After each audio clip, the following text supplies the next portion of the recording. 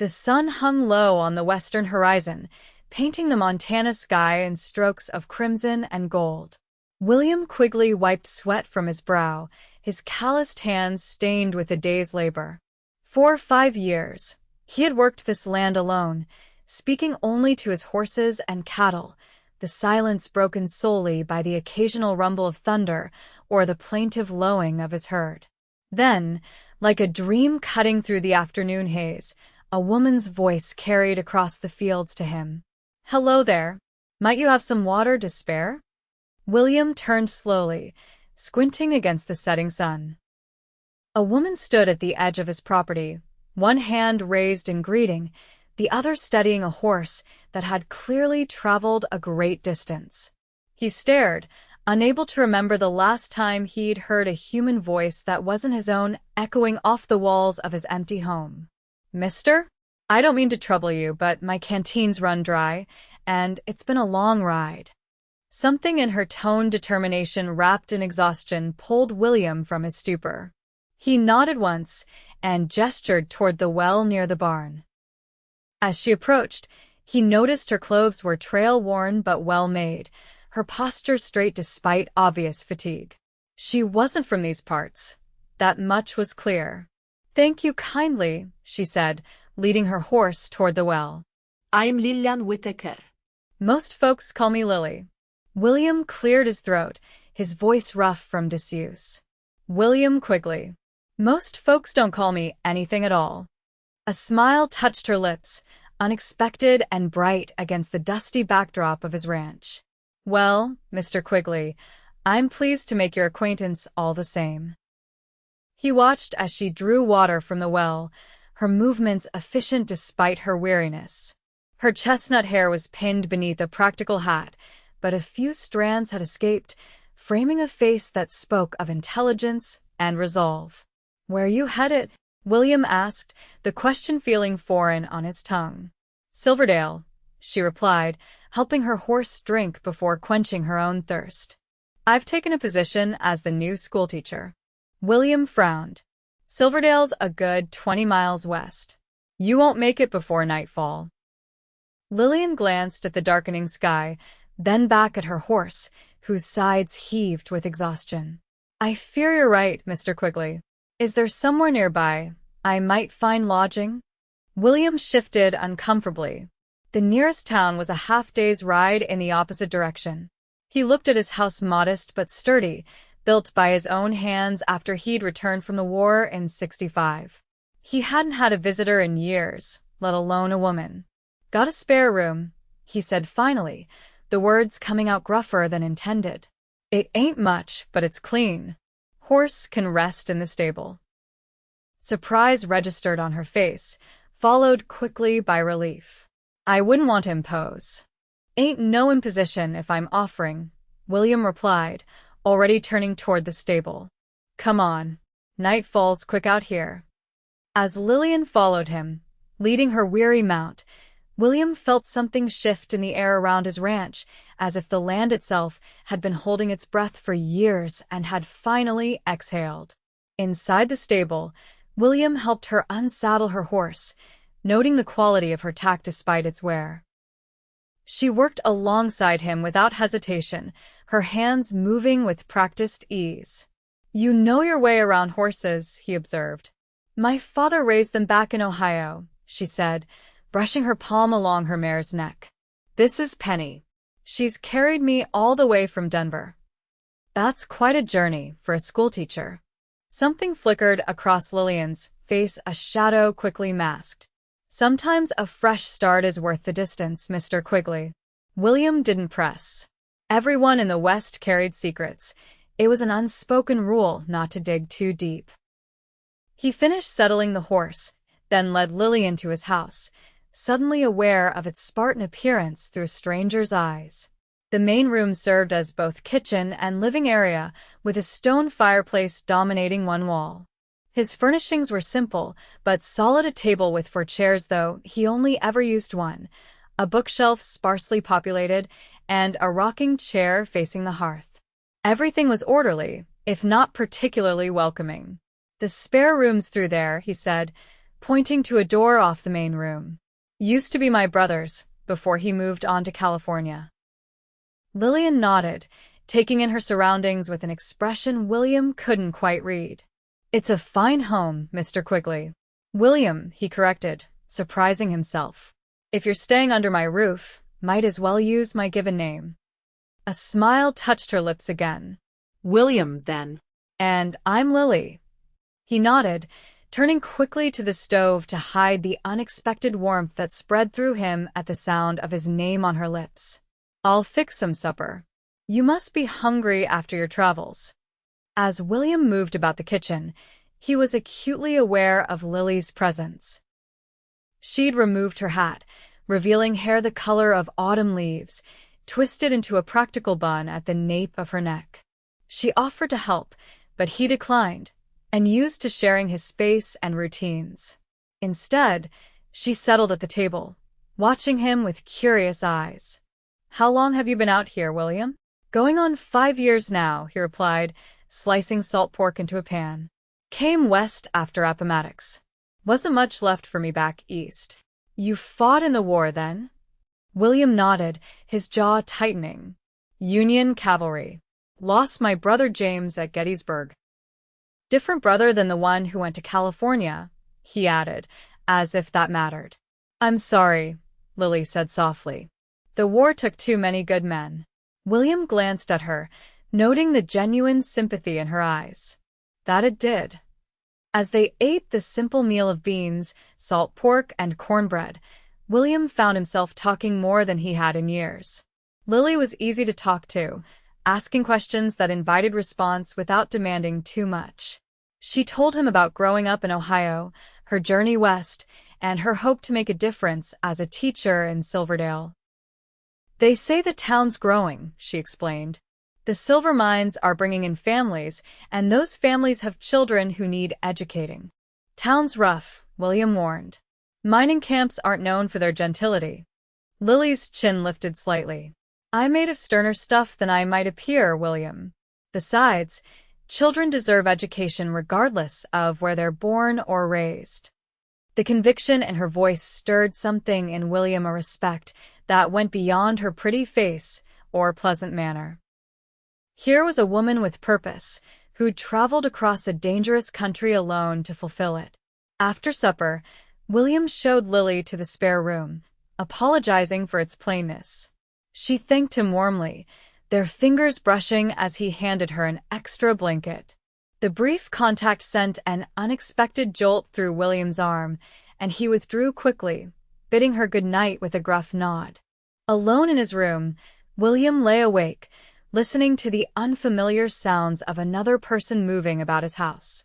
It had been so long since he'd shared his space, his thoughts, his meal with anyone. The silence he'd cultivated had become a companion of sorts, but now it felt empty in comparison to Lily's voice, her laughter, her questions that seemed to reach into parts of himself he'd thought long buried. Morning came with the scent of coffee already brewing. William rose to find Lily in his kitchen, her hair freshly pinned, wearing the same traveling clothes, but somehow looking renewed. I hope you don't mind, she said, gesturing to the pot on the stove. Seemed the least I could do to repay your hospitality. William shook his head, accepting the cup she offered. No need for repayment. They shared a simple breakfast, and William found himself reluctant to see it end, knowing she would soon continue her journey. When Lily rose to gather her things, he spoke impulsively. Silverdale's still a fair distance. Roads can be treacherous if you don't know them. Lily paused, waiting for him to continue. I could. That is, I've business in that direction. Could accompany you if you'd like. The smile that spread across her face made something in William's chest constrict. I would appreciate that very much, William. Within the hour, they had saddled their horses, William on his sturdy buckskin gelding, Thunder, and Lily on her rested mare. William had packed provisions, his rifle secured in its scabbard, and left instructions with his ranch hand, Miguel, who came by 3 times weekly to help with the cattle. As they rode west, the morning sun at their backs, William found the silence between them comfortable rather than oppressive. Occasionally Lily would point out a bird or ask about a landmark, but mostly they rode in companionable quiet, the rhythm of hooves on packed earth creating its own music. Near midday, they stopped by a stream to rest the horses and eat. Lily sat on a sun-warmed rock, her skirts arranged neatly around her. William noticed how the light played in her hair, bringing out copper highlights he hadn't seen before. "May I ask you something, William?" she said suddenly. He nodded, curious. "Why do you live alone, so far from town? A man like you could surely find company if he wished it." William considered the question, looking out over the rolling landscape he'd come to think of as home. "After the war, found I didn't have much taste for crowds. Or conversation." He glanced at her, a wry smile touching his lips. "Present company accepted, of course." Lily returned his smile, but her eyes remained thoughtful. "The war changed many men. Changed everything," William agreed. "Lost my taste for fighting, too. Just wanted a piece of land to call my own, where the only battles were against weather and wilderness." "And you found that here?" William nodded. "For the most part." He didn't mention the nightmares that still occasionally woke him, or the way he sometimes found himself listening for cannon fire in the distant thunder. "It's beautiful country," Lily observed, her gaze sweeping across the vast Montana landscape. "I can see why you chose it." "And Silverdale?" William asked. "What draws you there beyond the teaching position?" Something guarded flickered in Lily's expression. "As I said, a fresh start." William recognized the evasion but respected it. Everyone who came west was running toward something, away from something, or both. They continued their journey through the afternoon, the terrain growing more rugged as they approached the foothills where Silverdale was nestled. William found himself pointing out features of the landscape, sharing knowledge he hadn't realized he'd accumulated during his years of solitude. "Creek ahead runs high in spring," he explained as they forded a relatively shallow crossing. "Dangerous then, but safe enough now." Lily listened attentively, asking questions that revealed a practical mind. She was clearly no fragile flower, despite her refined manner. When her horse balked at a narrow section of trail, she handled the animal with confident hands and soothing words, earning an approving nod from William. As the sun began its descent toward the western mountains, the first buildings of Silverdale came into view. The town had indeed grown since William's last visit nearly a year ago. New structures lined the main street, and the sound of hammering suggested more were under construction. The silver strike had brought prosperity, at least for the moment. William felt an unexpected reluctance as they approached the town limits. Their journey had been brief, less than a day, yet he'd grown accustomed to Lily's presence beside him.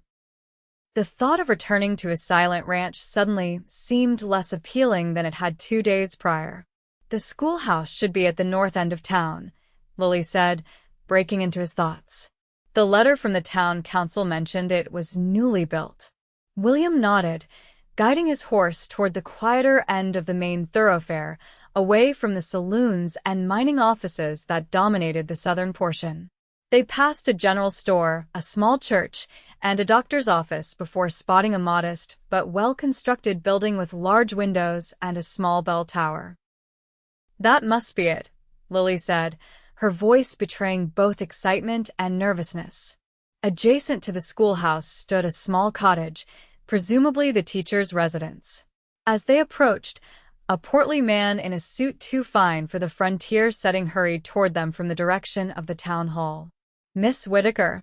"We'd nearly given up hope," the man called, reaching them as they dismounted. "Elias Turner, head of the town council. We expected you yesterday." "My apologies, Mr. Turner," Lily replied. "The journey took longer than anticipated. Fortunately, Mr. Quigley here was kind enough to offer shelter and escort me the rest of the way." Turner turned to William, assessing him with the slightly suspicious gaze townspeople often reserved for solitary ranchers. "Quigley, yeah. from the rocking queue spread east of here.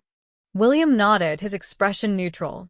Well, we're much obliged to you for delivering our teacher safely, Turner said, his attention already returning to Lily. Come, Miss Whitaker, let me show you to your residence. School begins in 3 days' time, and there's much to prepare. Lily turned to William, something unspoken in her eyes. I cannot thank you enough for your kindness, Mr. Quigley. The return to formality stung more than William would have expected. No trouble, Miss Whitaker. Glad to be of service. She hesitated, then extended her hand. William took it, feeling the softness of her palm against his calloused one. Perhaps our paths will cross again, she said quietly. Perhaps, William replied, though he doubted it. Silverdale was not a place he frequented, and school teachers and solitary ranchers moved in different circles. He tipped his hat to her, then mounted Thunder and rode away, without looking back, ignoring the hollow feeling expanding in his chest. It had been a brief interlude, nothing more. Tomorrow he would return to his ranch, his silence, his solitude. Everything would be as it was before. Except, as William rode through the gathering dusk toward the simple boarding house where he would spend the night before heading home, he knew that wasn't entirely true. Something had shifted, like the first tremor before an avalanche. He'd grown accustomed to silence, had wrapped it around himself like armor. Now it felt more like a prison. 3 weeks passed, during which William threw himself into ranch work with renewed vigor. He repaired fences that had waited months for attention, expanded his corral, and began breaking a new pair of colts. The physical labor helped quiet his mind, though in the evenings, sitting alone by his fire, his thoughts inevitably drifted to Lily Whitaker. Miguel, who came by to help with the cattle, noticed the change in his employer. You work like a man being chased, Patron, he observed one afternoon as they moved a herd to fresh pasture. Or like one chasing something. William grunted noncommittally, but Miguel was not easily dissuaded. Perhaps what you chase is in Silverdale, no? Where you went last month. William shot him a sharp look. Mind the cattle, Miguel, not my business. The older man shrugged, a knowing smile playing at his lips. As you say, Patron. That evening, after Miguel had departed for his own small homestead several miles away, William sat at his table with a cup of coffee gone cold and a ledger open before him. The columns of figures blurred as his mind wandered. He found himself wondering how Lily was faring in Silverdale. Had the children accepted her? Was the town council treating her fairly? Was she lonely in that small cottage beside the schoolhouse? William closed the ledger with more force than necessary. This was foolishness. The woman had stayed one night in his home, shared a day's journey with him. That hardly constituted a connection worth dwelling on. And yet, the following morning dawned clear and crisp, a hint of autumn in the air despite the summer not yet being fully spent. William went about his chores mechanically, his decision already made though he hardly acknowledged it to himself. By midday, he had bathed, shaved, and changed into his least worn shirt. He told himself he merely needed supplies from town, but he saddled Thunder rather than hitching his wagon, and he rode west rather than east, where the nearest trading post lay. The journey to Silverdale passed quickly, William pushing Thunder to a pace that ate up the miles. He arrived as afternoon shadows lengthened across the main street, the town bustling with miners coming off their shifts and merchants closing up shops. William stabled his horse at the livery, then stood in the street, suddenly uncertain. What was he doing here? What would he say to Lily if he found her? That he couldn't stop thinking about her voice, her smile, the way sunlight caught in her hair? Before he could talk himself into returning home, the sound of children's laughter drew his attention. Down the street, the schoolhouse door had opened, releasing a stream of pupils into the late afternoon sunshine. They scattered in various directions, some racing toward homes, others lingering to play in the schoolyard. And there, standing in the doorway, was Lily. Even at a distance, William could see she looked different. Her hair was arranged more formally, her dress plain but neat, every inch the proper schoolteacher. She spoke to a young girl who had lingered, smiling in a way that transformed her face. William felt rooted to the spot, unable to approach, yet unable to leave.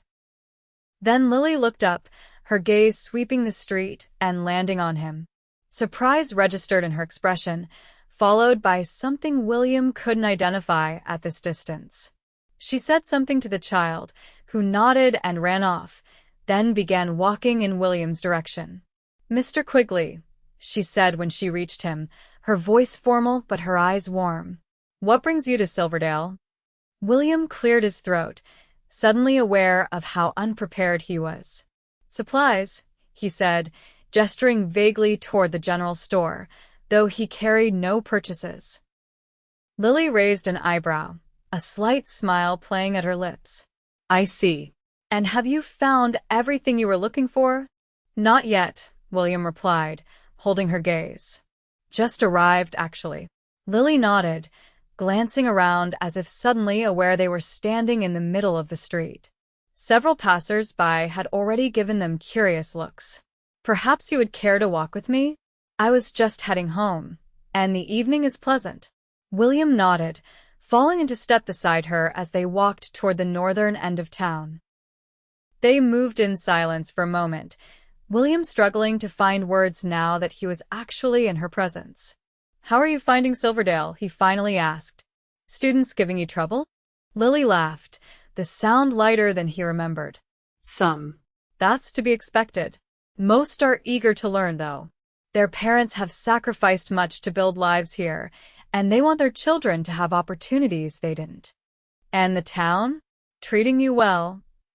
A shadow crossed Lily's face. "Well enough. Mr. Turner and the council have been attentive." Something in her tone made William frown. "Too attentive?" Lily sighed. "The position comes with certain expectations. Mr. Turner has made it clear that a schoolteacher should be an example of propriety. He's also made it clear that he considers himself something of a guardian of my reputation." "Sounds like Turner's appointed himself more than just your employer," William observed, a spark of irritation flaring at the thought. "Frontier towns can be restrictive in their own way," Lily said diplomatically. "Especially for a woman alone." She glanced at him. "But tell me about your ranch. How fare your cattle? And the colts you mentioned breaking?" William recognized the change of subject but allowed it, telling her about his work over the past weeks as they walked. By the time they reached the small cottage beside the schoolhouse, the sun was setting, painting the western sky in brilliant oranges and pinks. "Would you care to come in for tea?" Lily asked, her hand on the gate to her small yard. "I've just received a package from my sister in Ohio with real Earl Grey." William hesitated, aware of the eyes that might be watching, the gossip that could spread in a small town like Silverdale. "Not sure that would be proper, given what you said about Turner and his concern for your reputation." Lily's expression hardened slightly. "Mr. Turner does not dictate who I may invite into my home for tea, Mr. Quigley." The formal address stung again, but William nodded, following her through the gate and up the short path to her door. The cottage was small but well built, with curtains at the windows and a pot of late-blooming flowers by the step touches that made it more of a home than his own ranch house had ever been. Inside was simply furnished but cozy, with a small sitting area, a kitchen corner, and doors leading to what William presumed were a bedroom and washroom. Books lined a shelf along one wall, and papers clearly students' work were stacked neatly on a small desk. "Please sit," Lily said, gesturing to a chair while she moved to the stove. "The tea will only take a moment." William sat, his hat in his hands, feeling oversized and out of place among the feminine touches Lily had added to her home. Yet there was something comforting about the space. It reflected her practical nature as well as her refinement. "Have you truly come all this way for supplies, William?" Lily asked as she prepared the tea, her back to him. The return to his given name sent a warm current through him. "No," he admitted. That is, not only for supplies. Lily turned, teapot in hand, her expression unreadable. Then why? William looked down at his hat, turning it slowly in his hands. Found my ranch unusually quiet after your visit. Thought I might see how you were settling in. A smile touched Lily's lips as she set the teapot on the table between them. I'm flattered you would ride so far on my account. Not so far, William said, though they both knew 20 miles was no small journey for a social call. They sat in comfortable silence as the tea steeped, then Lily poured 2 cups, passing one to William. He took it carefully, aware of his rough hands against the delicate china. I've thought of you too, Lily said suddenly, her eyes on her tea. Your kindness that night, and your company on the journey here. It meant a great deal to me. William felt something expand in his chest, a hope he'd scarcely allowed himself to acknowledge. Wasn't much. It was to me. Lily looked up, meeting his gaze directly. I left Ohio in something of a hurry, William. There were circumstances that made staying impossible. William nodded, waiting for her to continue if she wished, not pressing if she didn't. My father arranged a marriage for me, she said after a moment. To a business associate, a man 30 years my senior, who had buried 2 wives already. When I refused, my father threatened to disown me. Said I would never teach again in Ohio. William's hands tightened around his teacup. So you came west. Lily nodded. I had saved some money of my own, and my sister helped with the rest. When I saw the advertisement for a teacher in Silverdale, it seemed providential. Your father won't come looking for you? A bitter smile crossed Lily's face. He disowned me as promised. As far as he's concerned, he has only one daughter now. William fought down a surge of anger at a man he'd never met. His loss, he said simply. Lily's eyes softened. Thank you, William. They talked until the tea grew cold, sharing stories of their pasts and thoughts about their futures. William found himself speaking more openly than he had in years, perhaps ever.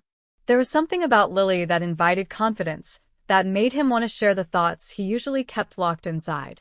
When the clock on Lily's mantel chimed 8, William reluctantly rose to leave. Should get back to the boarding house before they lock the doors. Lily stood as well, walking him to the door. Will you be returning to your ranch tomorrow? William nodded. Need to get back to the cattle. Miguel's reliable, but... Of course. Lily hesitated, then added, perhaps you might stop by on your way through town? I could pack a lunch, if you'd care to join me. The invitation sent a pleasant warmth through William's chest. I'd like that. They stood at the door, neither quite ready to say goodbye. In the lamplight, Lily's eyes were luminous, her face softer than he remembered. Thank you for coming, William, she said quietly. It was a welcome surprise. Before he could think better of it, William reached out, taking her hand in his. Till tomorrow, then. Lily's fingers curled around his, warm and small but surprisingly strong. Till tomorrow. William walked back to the boarding house under a sky brilliant with stars, his mind filled not with the silence he'd grown accustomed to, but with Lily's voice, her laughter, the feel of her hand in his. For the first time in years, he found himself looking forward to the day ahead rather than merely enduring it. The next morning, William woke early, completed his business at the general store with unusual efficiency, and arrived at Lily's cottage just as the school bell rang for the midday break. She met him at the door, cheeks flushed from the schoolroom, a basket already packed for their meal. I thought we might walk to the creek, she suggested. It's not far, and the children often play there after school. There's a lovely spot beneath the willows. William nodded, taking the basket from her and offering his arm. The gesture felt foreign. He couldn't remember the last time he'd escorted a lady, but Lily's hand rested lightly in the crook of his elbow, as if it belonged there. They walked past curious eyes, William noting the raised eyebrows and whispered comments as they passed. Silverdale was still small enough that the schoolteacher picnicking with a rancher would provide gossip for days. "People are watching," he murmured. Lily squeezed his arm lightly. "Let them. I'm having lunch with a friend. There's no law against that, even for a schoolteacher." The confidence in her voice made William smile. Lily Whitaker was indeed made of sterner stuff than her delicate appearance suggested. The creek gurgled pleasantly beneath willow branches that swayed in the gentle breeze, creating a secluded spot where they could spread their blanket. Lily had packed a simple but delicious meal: bread, cheese, apples, and cookies that she admitted with a laugh she'd purchased rather than baked. "Cooking is not among my many talents," she confessed. "The children have already learned not to ask for my contributions to bake sales." William chuckled. "Can't say I'm much of a cook myself. Been living on beans and salt pork for so long I've near forgotten what proper food tastes like." "Then we shall both starve elegantly if we continue our acquaintance," Lily said lightly, though her eyes held a question. William met her gaze steadily. "I'd like to continue our acquaintance, Lily. Very much."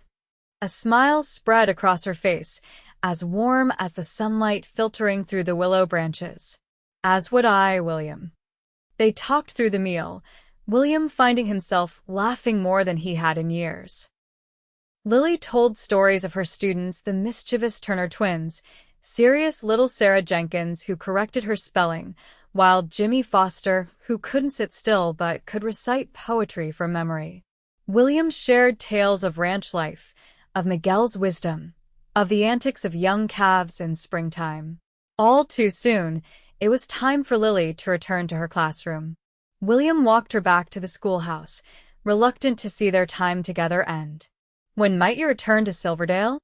Lily asked as they approached the schoolyard, where children were already gathering for the afternoon session. William considered. His ranch kept him busy, but could make it every other week, maybe. "For supplies," he added with a small smile. Lily returned the smile. "The general store must appreciate your business." "Miss Whitaker." A voice interrupted them. Elias Turner strode across the schoolyard, his expression disapproving. "The bell has rung. The children are waiting." "Of course, Mr. Turner. I was just returning."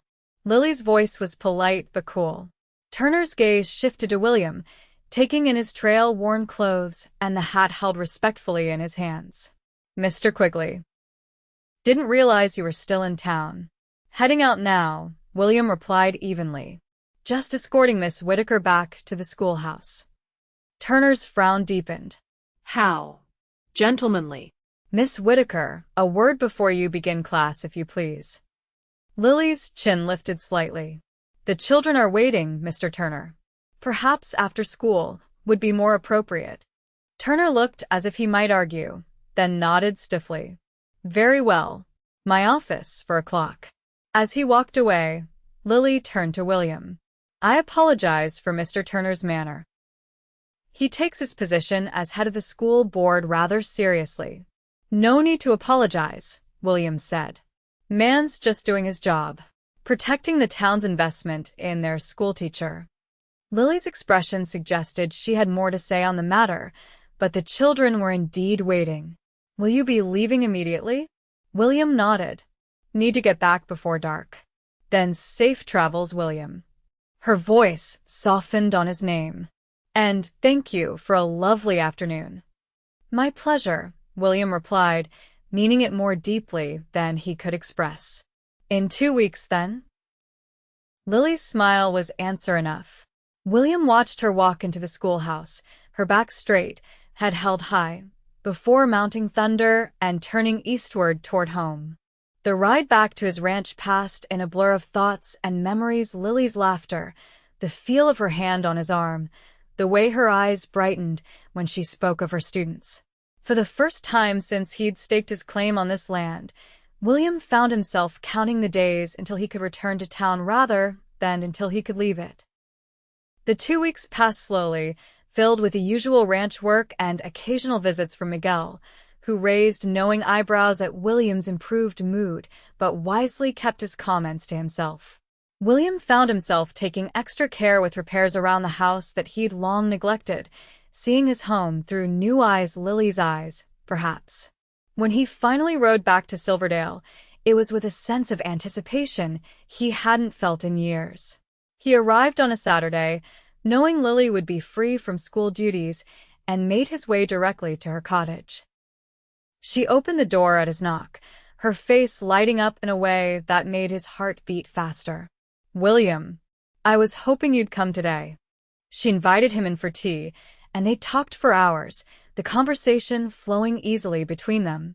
William found himself sharing thoughts he'd never voiced aloud, his nightmares from the war, his fears for his brother in California whom he hadn't heard from in over a year, his dreams for his ranch that went beyond mere survival.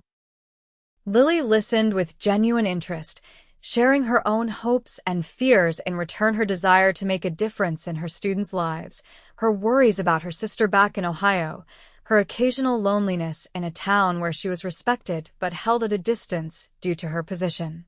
"Mr. Turner has made it clear that a schoolteacher must be above reproach," she explained. "The mothers in town are friendly but cautious, and the single men have been warned not to pay me too much attention." "Yet here I am," William observed, "paying you a great deal of attention." Lily's cheeks colored slightly. "Yes, well, Mr. Turner has expressed his concerns about that as well. After our luncheon 2 weeks ago, he suggested that while your assistance in my arrival was appreciated, continued association might lead to talk." William frowned. "Man's overstepping." "I told him as much, in more polite terms," Lily said with a small smile. "I reminded him that my contract specifies my teaching duties, not who I may befriend in my private hours." The word befriend seemed inadequate for what was growing between them, but William didn't press. Instead, he suggested a walk, as the afternoon was pleasant and he had no desire to cause Lily difficulties with her employer by remaining too long in her home unchaperoned. They walked through town and beyond, following a path that led up a gentle slope overlooking Silverdale. Sitting on a flat rock, they watched as the town went about its Saturday business. Below them, miners heading to saloons, women shopping at the general store, children playing in the streets. "It's a good town," Lily observed. "Rough around the edges, but growing into something substantial." William nodded. "Silver won't last forever, but the valley's fertile. Once the mines play out, farming and ranching will sustain it." "You've thought about this," Lily said, studying his profile. William shrugged. "Man in my position thinks about the future of the land. It's part of living here." "And what do you see in your future, William?" Lily asked softly. He turned to her, taking in her earnest expression, the way the breeze played with loose strands of her hair. "Things I hadn't considered before," he admitted. Possibilities i de set a sida. Lily held his gaze, something unspoken passing between them. Then she looked away, back toward the town. "I should return. I promised to help with the church social preparations tomorrow morning." William stood, offering his hand to help her up. She took it, and he didn't release it as they began their descent back to town. They walked in comfortable silence, hands joined, both aware they had crossed some invisible boundary. At her gate, William finally spoke what had been on his mind. "I'd like to call on you properly, Lily. With your permission." Lily's expression softened. "I would like that very much, William." "Even with Turner's disapproval?" A spark of defiance flashed in her eyes. "Mr. Turner hired me to teach the children of Silverdale, not to live as a nun. I'm quite capable of fulfilling my duties while enjoying the company of a gentleman caller." William couldn't help the smile that spread across his face. "Then I'll see you tomorrow? After church?" Lily nodded, her own smile radiant. "I'll look forward to it." Over the following months, William established a pattern of visiting Silverdale every other weekend. Each visit strengthened the bond growing between him and Lily. They took walks, shared meals, attended town socials together, and talked for hours. William found himself opening up in ways he never had before, and Lily shared more of her own past, her childhood in Ohio, her dreams of becoming a teacher despite her father's belief that women belonged in the home, her estrangement from her family when she refused the marriage her father had arranged. "He was so certain I would fail on my own," she told William during one of their walks. "That I would come crawling back, begging forgiveness, and accepting whatever match he deemed suitable." "He underestimated you," William observed, helping her over a fallen log that crossed their path. "Many have," Lily replied with a small smile. "It's often been to my advantage." As autumn deepened toward winter, William began considering changes to his routine. The 20-mile journey to Silverdale would become more difficult with snow, and the thought of weeks without seeing Lily was increasingly unbearable. One crisp November day, as they sat by the creek that had become their favorite spot, William broached the subject that had been on his mind. "Winter's coming," he said, watching a leaf spiral down from a nearly bare branch above them. "Trails will be hard to navigate soon." Lily nodded, her face solemn. "I've been thinking about that as well. Will you be able to continue your visits once the snow falls?" William hesitated, then plunged ahead. "Been thinking I might find lodging in town for the winter months. Miguel can handle the ranch for longer stretches with his sons helping. Could stay in Silverdale 4-5 days at a time." Lily's eyes widened. "You would do that?" "If it meant seeing you, yes." William took her gloved hand in his. "These past months, Lily, they've meant more to me than I can say." A smile bloomed across her face. "They've meant a great deal to me as well, William. There's something else," he continued, his heart pounding uncomfortably in his chest. "Something I've been meaning to ask you." Lily's expression grew serious, her eyes never leaving his face. "I know it hasn't been long, by some standards," William said. "But out here, time measures differently. When you know something's right, you don't waste days questioning it."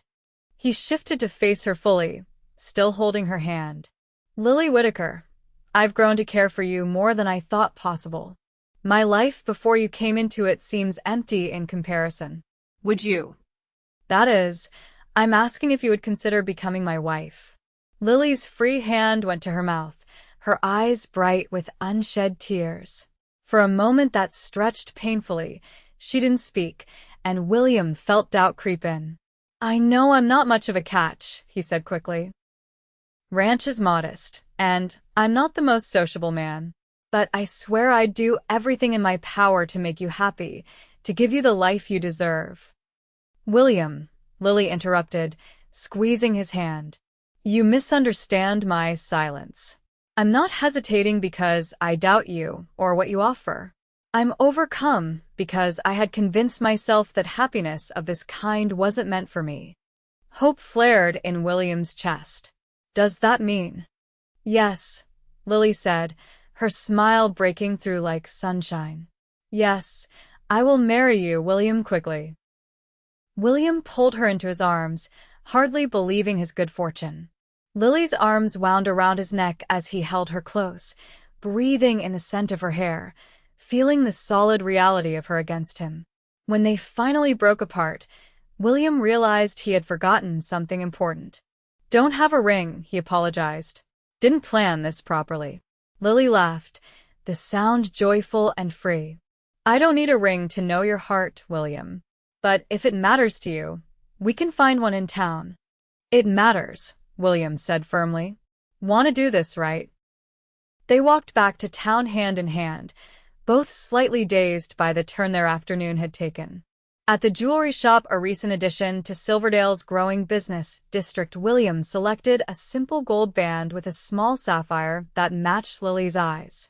It cost more than he'd spent on anything besides land and livestock, but seeing it on Lily's finger made it worth every penny. Their engagement announcement was met with mixed reactions in Silverdale. Many congratulated them warmly, especially Lily's students, who were excited by the prospect of their teacher becoming a bride. Others, including Elias Turner, were less enthusiastic. "You've only known the man a few months," Turner argued when Lily informed the school board of her plans. and a ranch 20 miles from town is hardly convenient for a schoolteacher. I intend to complete the school year, Lily assured him. William and I won't marry until summer. After that, we'll make arrangements that work for everyone concerned.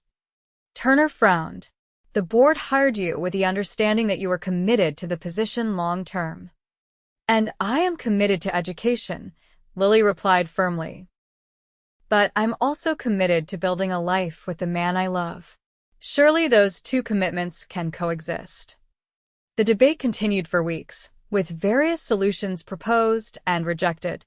William offered to build Lily a cabin in town where she could stay during the school week, returning to the ranch on weekends.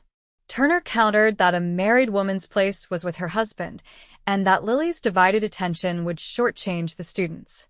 Finally, a compromise was reached. Lily would continue teaching through the spring term, after which she and William would marry.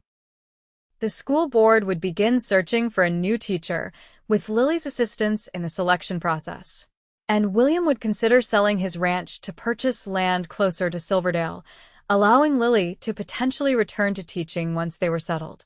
This last point was the most difficult for William to accept. His ranch represented everything he'd worked for since the war: independence, peace, a place of his own. But as winter settled over Montana and his visits to Silverdale became more challenging, he began to see the wisdom in relocating. The isolation he'd once craved now felt more like a barrier than a sanctuary. One evening in early February, as a snowstorm raged outside the boarding house where William was staying during a visit to town, he made his decision. He would sell the rocking queue and find land within 5 miles of Silverdale. It would mean starting over in many ways, but with Lily by his side, the prospect was more exciting than daunting. When he told her his plan the next day, Lily's response surprised him. "Are you certain, William? I know how much your ranch means to you." They sat in the small parlor of her cottage, a fire crackling in the grate, snow falling gently outside the windows. William took her hands in his, noting how perfectly they fit within his larger ones. "Land is land," he said simply. "What matters is who shares it with you." Lily's eyes shimmered with tears. "I don't want you to resent me for taking you away from the home you built." William shook his head. "It was never really a home, Lily. Just a place I existed. You've shown me what a home can be, should be. I want to build that with you, wherever it makes sense for us both." She leaned forward, resting her forehead against his. "I love you, William Quigley. And I love you, Lily Whitaker." Soon to be Lily Quigley. Spring came early that year, the snow melting by mid-March, wildflowers carpeting the hills by April. William put the rocking queue up for sale and began looking for property closer to Silverdale. By May, both transactions were complete. His ranch sold to a family from Pennsylvania for a fair price, and 10 acres of prime land just outside town purchased for what would become the new Quigley Ranch. As Lily's school term wound down, wedding preparations accelerated. The ceremony would be small but proper, held in Silverdale's church, with a reception to follow. Lily's sister Emma sent a beautiful wedding dress from Ohio, along with a letter expressing her joy and promising to visit when circumstances allowed. William ordered a proper suit from Denver, enduring Miguel's good-natured teasing about his transformation from reclusive rancher to eager bridegroom. The morning of their wedding dawned clear and bright, the kind of perfect June day that seemed created especially for beginnings. William stood in the church, Miguel at his side as best man, watching as Lily walked toward him on the arm of Dr. Howard, who had agreed to give her away in the absence of her father. She wore a gown of ivory silk, simple but elegant, her hair arranged with flowers instead of a veil. To William, she had never looked more beautiful. The service was brief but meaningful, their vows spoken clearly for all to hear. When the Reverend pronounced them husband and wife, William kissed his bride with a tenderness that belied the strength of his feelings. The small congregation erupted in applause and cheers, even Elias Turner managing a grudging smile. The reception lasted well into the evening, the entire town seemingly determined to celebrate the union of their schoolteacher and the once solitary rancher.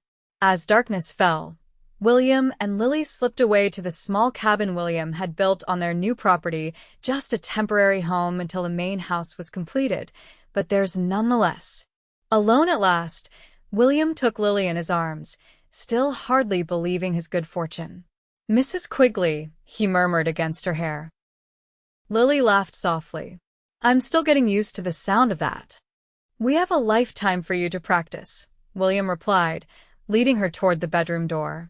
Later, as moonlight filtered through the cabin's small window, William watched his wife sleeping beside him, her face peaceful in repose. 5 years he had worked his ranch in silence, the only human voice his own. Then Lily's voice had carried across the fields to him, changing everything. Now, as spring turned to summer and their new life together began, William knew the silence had been broken forever. In its place was something infinitely more precious, the sound of shared laughter, of dreams exchanged, of a future spoken into existence word by loving word. Summer passed in a blur of activity as William and Lily established their new ranch. The main house rose quickly, William working alongside hired carpenters to create a home that combined practicality with the comfort Lily deserved. By August, they had moved from the cabin to the finished house, a sturdy 2-story structure with wide porches, ample windows, and a kitchen twice the size of the one in William's old ranch house. "Room to grow," William explained when Lily commented on the house's generous proportions. The look they exchanged held shared hopes for the family they both wanted to create. Lily took to ranch life with unexpected enthusiasm. Though her teaching duties had ended with the school year, she found herself busy from dawn until dusk, learning to manage a household, helping with the livestock William had begun to acquire, and establishing a garden that soon became the envy of neighboring farms. "You're a natural at this," William observed one evening as they sat on the front porch, watching the sun set over their new land. "Wouldn't know you were a city girl originally." Lily laughed. "Hardly a city girl. Ohio had its share of farms." She leaned against his shoulder. "Besides, I had an excellent teacher." William wrapped his arm around her. "Speaking of teaching, Turner stopped by the general store today. Asked if you'd consider returning to the schoolhouse this fall." Lily straightened, surprise evident in her expression. "But they hired Miss Foster in June. Seems she's decided teaching isn't for her after all. Engaged to a minor from Helena, apparently." "I see." Lily was quiet for a moment, considering. "What did you tell Mr. Turner?" William shrugged. "Told him it was your decision, not mine. Said I'd pass along the message." Lily studied his face. "And how would you feel about it? About me teaching again?"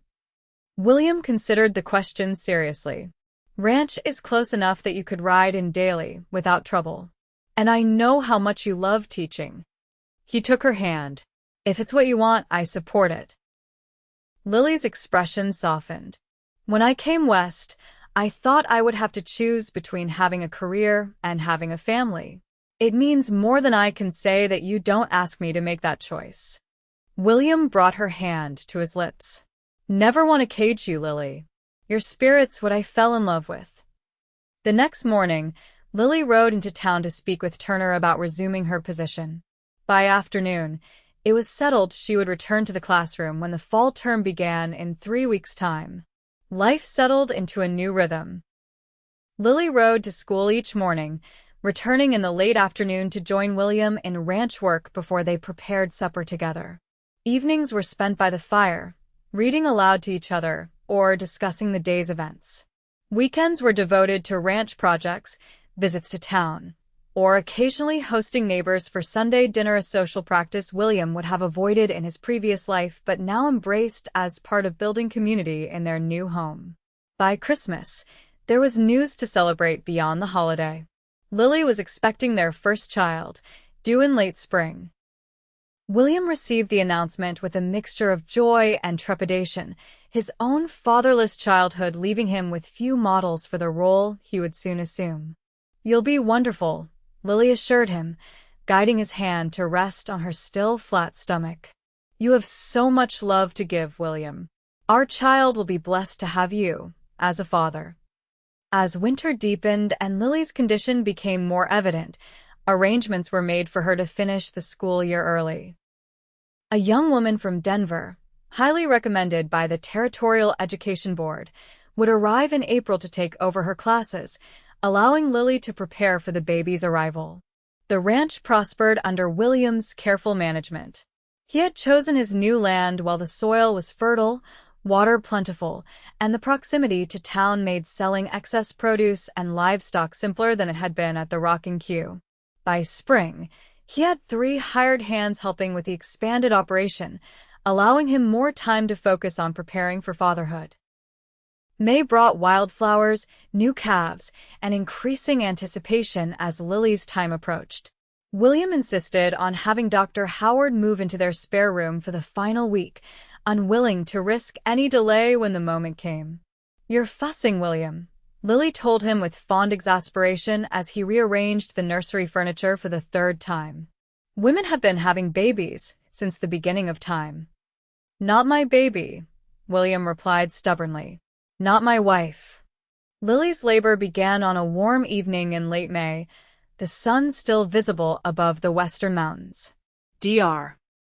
Howard calmly took charge, sending William to boil water and prepare clean linens while he examined Lily. The hours that followed were the longest of William's life, each of Lily's cries piercing him like a physical blow. Shortly after midnight, a new cry joined Lily's stronger, indignant, unmistakably their child announcing its arrival. William, pacing the hallway outside their bedroom, froze at the sound. "Mr. Quigley," Dr. Howard called, his voice betraying no alarm. "Come meet your son." William entered the room on unsteady legs, his eyes immediately finding Lily, pale but smiling, propped up against pillows with a small bundle cradled in her arms. She looked up at him, her face luminous despite her exhaustion. "William, meet James Quigley," she said softly. "Named for the brother you lost, if that's acceptable to you." William couldn't speak, his throat too tight with emotion. He approached the bed carefully, as if afraid his presence might somehow disturb the miracle before him. Dr. Howard stepped back, giving the new family privacy while remaining available if needed. Lily shifted the bundle, revealing a tiny face with William's nose and a shock of dark hair. "Would you like to hold him?" William hesitated, then nodded, accepting his son with trembling hands. The baby weighed almost nothing, yet felt like the most significant burden he'd ever carried. James squirmed, eyes tightly shut, mouth working in tiny movements. "He's perfect," William whispered, awe evident in his voice. "You're perfect," he added, looking at Lily with eyes that shimmered with unshed tears. "Thank you." Lily reached for his hand. "We did this together, my love. And we'll raise him together too." As dawn broke over their ranch, William sat beside the window in their bedroom, his son sleeping in his arms, his wife resting peacefully in their bed. Outside, the world was waking, birds calling, cattle lowing in the distance, the sounds of the hands beginning their morning chores. Life continuing, expanding, embracing the new day and the new life within it. William thought back to that afternoon 5 years earlier when he'd worked his ranch in silence, content in his solitude, unaware of what he was missing. Then Lily's voice had carried across the fields to him, breaking that silence forever. Now, looking down at his son's sleeping face, William knew he would never again seek the quiet he had once craved. Instead, he would embrace the beautiful noise of family Lily's laughter, James's cries, and, someday, his first words. The symphony of love that had begun with a woman's voice calling across his fields. James grew into a sturdy toddler with his father's serious expression and his mother's curious mind. By his second birthday, he was talking in complete sentences, following William around the ranch, asking endless questions, and helping Lily in her garden with more enthusiasm than skill. Lily had returned to teaching part-time when James turned 1, taking on the older students 3 days a week while a younger teacher handled the primary grades full-time. The arrangement worked well, allowing Lily to maintain her connection to education while still being present for the majority of James's early years. The ranch continued to prosper, expanding to 15 acres when the adjacent property became available. William hired additional hands, built a larger barn, and established the Quigley brand as one of the most respected in the county. Miguel visited occasionally, proudly showing off his grandchildren and reminiscing about the early days at the rocking queue. "You have done well, Patron," he observed during one such visit, watching James chase chickens in the yard while Lily hung laundry nearby. "Better than you ever did with just cattle for company, no?" William couldn't argue with that assessment. The silence that had once been his constant companion now seemed foreign, almost uncomfortable when he encountered it during rare moments alone on the range. He had grown accustomed to the sounds of family, the creak of Lily's rocking chair on the porch, James's exuberant laughter, the pleasant clatter of pots and pans as meals were prepared, even the occasional arguments that were inevitably resolved before bedtime. 3 years after James's birth, Lily presented William with a daughter they named Emma, after Lily's sister, who had finally visited from Ohio the previous summer.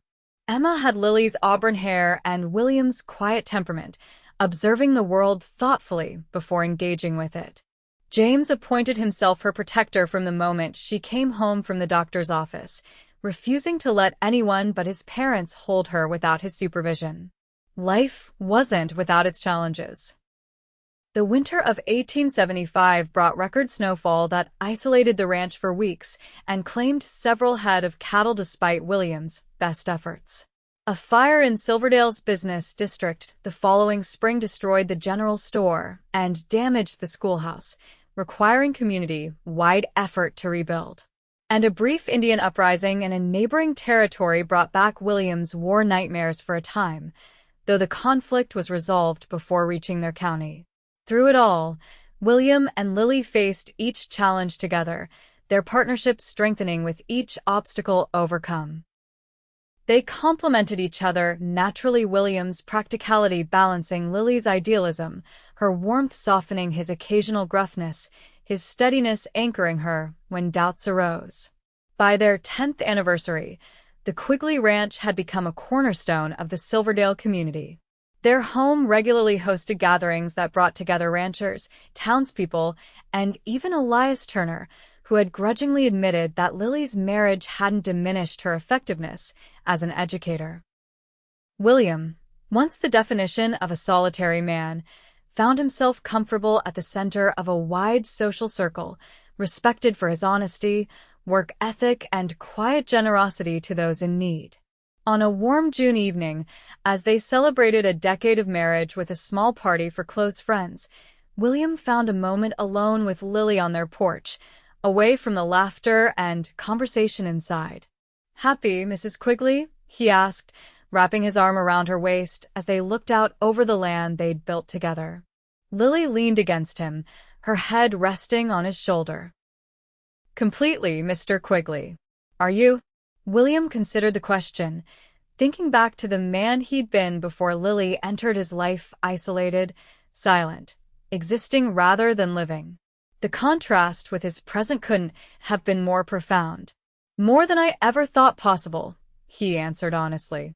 "More than I knew to hope for." In the distance, they could hear James regaling guests with an elaborate tale of his fishing exploits, while baby Emma's giggles punctuated the story. The sound of family, their family, carried across the fields that had once known only silence. William turned to his wife, cupping her face gently in his weathered hands. "Thank you for calling out to me that day," he said softly, "for breaking the silence." Lily smiled, the same smile that had first captured his heart on a dusty Montana afternoon a decade earlier. "Thank you for answering," she replied, rising on tiptoe to kiss him as the sun set on their 10th anniversary and the promise of many more to come.